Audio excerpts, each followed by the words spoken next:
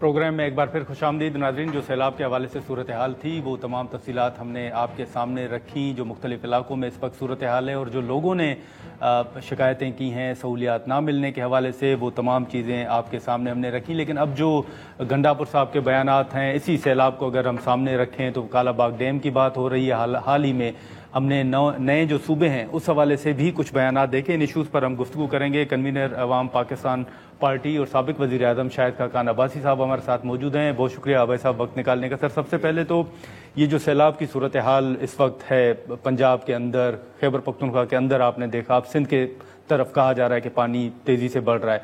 اس صورتحال کے دوران پہلے تو کہا گیا کہ سیاست نہیں ہوگی, لیکن اب کچھ بیانات ضرور آ رہے ہیں دونوں مختلف جماعتوں کی طرف سے. لیکن اس میں دو اہم باتیں ہو رہی ہیں. ایک بات ہو رہی ہے کہ نئے صوبے بنائے جائیں اور دوسرا گنڈاپور صاحب سمجھتے ہیں کہ ملک میں کالا باغ ڈیم بننا چاہیے. دیکھیں دونوں معاملات کا اس سیلاب سے تعلق نہیں ہے. سیلاب جو آیا ہے یہ ان 3 دریا میں آیا ہے جو ہندوستان سے آتے ہیں جی, جو انڈس واٹر ٹریٹی کا حصہ ہیں. ان کے اندر ہمارے پاس کوئی بھی طریقہ نہیں ہے اس سیلاب کو روکنے کا. انڈیا سے جو پانی آئے گا وہ پاکستان میں سے گزرے گا. اس میں ہمارے پاس کوئی طریقہ نہیں ہے. اس لیے ہو سکتا ہے کہ آپ کو انڈس واٹر ٹریٹی کو ریوزٹ کرنے کی ضرورت ہو, کیونکہ اس میں یہ موجود تھا کہ ان دریاؤں پہ کوئی ڈیم نہیں بنے گا اور کوئی ڈیم نہیں بنا. جب تک ڈیم نہیں ہوگا آپ پانی روک نہیں سکتے, اور وہ ڈیم اگر بنیں گے تو ہندوستان میں بنیں گے. تو ایک تو آپ کو یہ بات سمجھنے کی ضرورت ہے. اگر ڈیم بنے گا تو ہندوستان میں بنے گا؟ جی, پاکستان میں نہیں بنتا, جگہ نہیں ہے. اچھا. ہاں, کیونکہ جب یہاں پانی آتا ہے تو وہ آلریڈی پلینز کے اندر داخل ہو چکا ہوتا ہے. اب اس کے بعد جو ہم نے جو غلطیاں کی ہیں وہ یہ ہیں کہ ہم نے اپنے دریاؤں کو پروٹیکٹ نہیں کیا.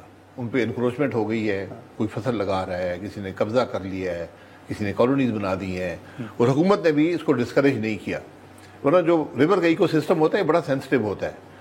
اور آپ خاص طور راوی کو اگر آپ دیکھ لیں تو ایک بڈھا راوی ہوتا تھا جو پرانے زمانے میں بڈھا راوی اسے کہتے ہیں, وہ شاہی مسجد کے ساتھ سے گزرتا تھا, قلعے کے ساتھ سے گزرتا تھا, اور اب اس سے تقریباً 3-4 کلومیٹر شفٹ کر گیا جو اب دریا ہے. دریا کی اپنی موومنٹ ہوتی ہے, تو آپ یہ کالونیز وغیرہ اس کے کناروں میں نہیں بنا سکتے, اور اب تو ہم اس کے بیچ میں بنانا چاہتے ہیں. جی, تو یہ ہمیں ذرا اپنے سوچ کو بدلنا ہوگا.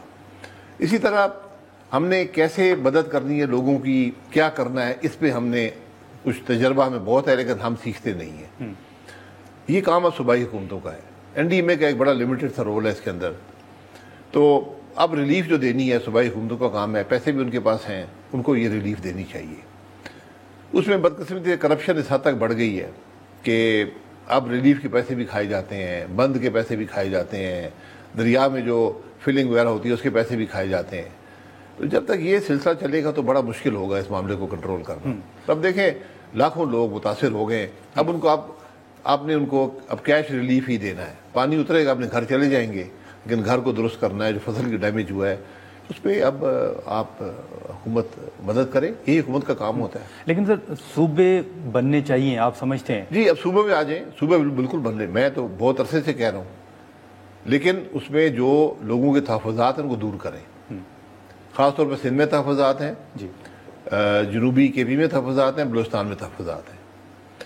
میری نظر میں ایڈمنسٹریٹو صوبے جو ہیں ان کی بہت فائدہ ہوگا پاکستان کے سیاسی نظام کو بھی اور ایڈمنسٹریٹو نظام کو بھی, کیونکہ ہمارے صوبے اتنے بڑے ہو گئے, ان کا نظام اتنا کرپٹ ہو گیا کہ اب وہ عوام کو کچھ نہیں دے سکتے.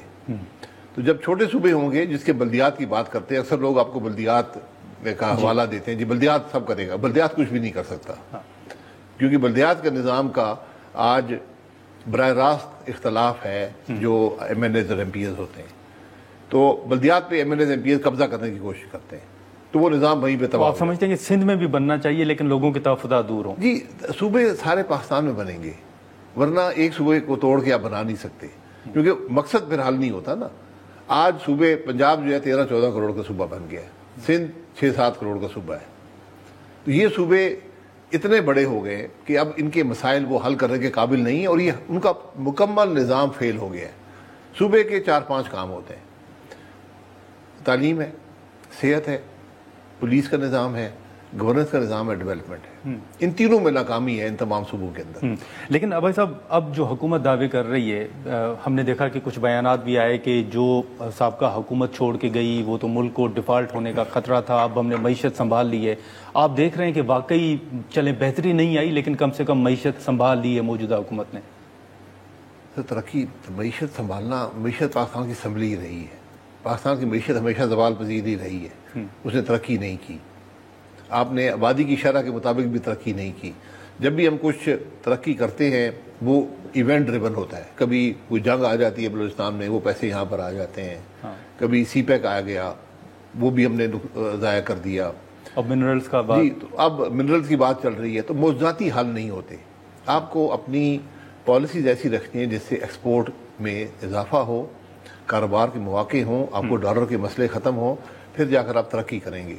تو اس میں معیشت کے اندر کوئی ٹھہراؤ نہیں ہے, کوئی استحکام نہیں ہے, کوئی پالیسی نہیں ہے جو ملک کو گروتھ دے سکے. اس لیے ان خام خیالی میں مت رہیں, الٹی سیدھی باتیں کرنے سے عوام کو بیوقوف مت بنائیں. توجہ دیں آپ کی کون سی پالیسی ہے جو ملک کو استحکام دے گی, اس کا بتائیں. یہ ہم پالیسی کر رہے ہیں, اس سے گروتھ آئے گی ایکسپورٹ میں. آپ نے تو آج کاروبار کو ملک میں تباہ کر دی ہے. آج پاکستانی اپنے پیسے لے کر ملک سے باہر جا رہے ہیں کیونکہ یہاں آپ کاروبار نہیں ہو سکتا.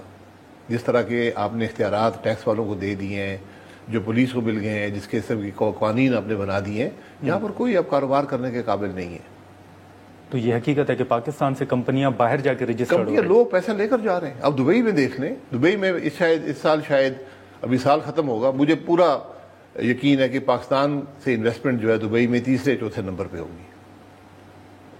ہوگی. جی, پاکستان سے تیسرے یا چوتھے نمبر پر پوری دنیا کے ممالک دبئی میں انویسٹ کرتے ہیں. لیکن سر یہ جو بجٹ تھا اس میں تو حکومت نے یہ کہا بھی تھا کہ ہم نے ٹیکسز بھی کم کیے ہیں, جو کاروباری طبقہ ہے ان کو ہم نے سہولتیں بھی دی ہیں. کاروباری طبقے سے پوچھ لیں, آپ کی بات سے بات نہیں بنتی ہے. آپ نے جو اختیارات دے دیے ہیں ٹیکس والوں کو, جو آپ نے نظام بنایا ہے, پاکستان اب کاروبار کرنے کے قابل نہیں ہے. اور خاص طور پر جس ملک میں اسٹیبلٹی نہ ہو. میں آج کارخانہ لگاتا ہوں, مجھے ایک ٹیکس کا نظام ہے, ایک میرے اوپر لیویز ہیں, ایک میرے ان پٹس کی قیمتیں ہیں. کل آپ ان کو جب بدل دیں گے تو میں کیسے کاروبار کروں گا؟ یہاں تو ایک دن کا پتہ نہیں ہوتا, کل نیا ٹیکس لگا دیں گے. اس لیے آپ کو اس طرح استحکام آتا ہے, حکومت کی باتوں سے نہیں آتا. لیکن ابھائی صاحب اس سارے جتنی خامیوں کا ذکر ہم کر رہے ہیں یا آپ نشاندہی کر رہے ہیں سر, اس میں ایک رول ہوتا ہے اپوزیشن کا. آپ اپوزیشن کا کردار پارلیمنٹ کے اندر یا باہر دیکھ رہے ہیں سر؟ دیکھیں, ہمارے ملک میں نہ حکومت کام کر رہی ہے نہ اپوزیشن کام کر رہی ہے. اس کی بنیادی وجہ یہ ہے کہ ملک میں جمہوریت ہی نہیں ہے, پارلیمان کی کوئی حیثیت نہیں ہے. ملک کے اندر جو آج لوگ اقتدار میں ہیں جو وہ عوام کے نمائندے نہیں ہیں, الیکشن چوری ہو جاتے ہیں. آپ کے جو پارلیمان ہے,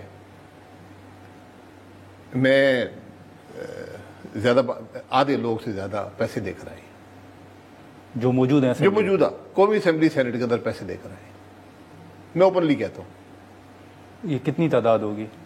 آدھے سے زیادہ دیکھ لیں, 342 ممبر قومی اسمبلی کے ہیں, 100 کچھ جو ہیں وہ سینٹ کے ہیں. تو کچھ نون صوبائی اسمبلی کا بھی یہی حال ہے سر. نون چہرے بھی ہیں سر. نون سارے چہرے ہی نون ہیں. جو پارلیمان کے ممبر ہو, یہ 450 لوگ ہیں, 450 لوگ جو پاکستان کو چلاتے ہیں, پاکستان کی قسمت کا فیصلہ کرتے ہیں. سر آپ کی معلومات کے مطابق کون سے بڑے نام ہیں جو سر؟ پیسے میں دے کر نام کو چھوڑیں, میں نام سارے مشکوک ہو جائیں گے. میں آپ کو پہلے جب آدھا کہہ دیا ہے تو خود ہی گن لیں. سر آدھے سے پھر باقیوں پر بھی سوالات اٹھیں گے نا. اٹھتے ہیں, اس لیے ان کو بات کرنی چاہیے.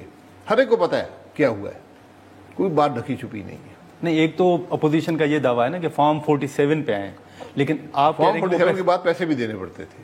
فارم 47 صرف کافی نہیں تھا. وہ پیسے کون لیتا ہے سر؟ جو ہوتا ہے امیدوار جو جیتنا چاہتا ہے, وہ تو پے کرتا ہے نا. جی, جو فارم 47 بناتے ہیں وہ مفت فارم 47 نہیں بناتے, پیسے بھی دینے پڑتے. اچھا, تو آپ اس سسٹم کو پھر دیکھ رہے ہیں کہ یہ اسی طرح برقرار رہے گا یا آپ کو چیلنج نظر آ رہا ہے؟ یہ سسٹم ہوگا تو ملک نہیں چلے گا. ملک آج اسی لیے نہیں چل رہا کہ آپ کے جو منتخب لوگ یا منتخب حکومتیں نہیں ہیں, ان کو عوام کی پرواہ نہیں ہے, ان کو طاقت کہیں اور سے ملتی ہے.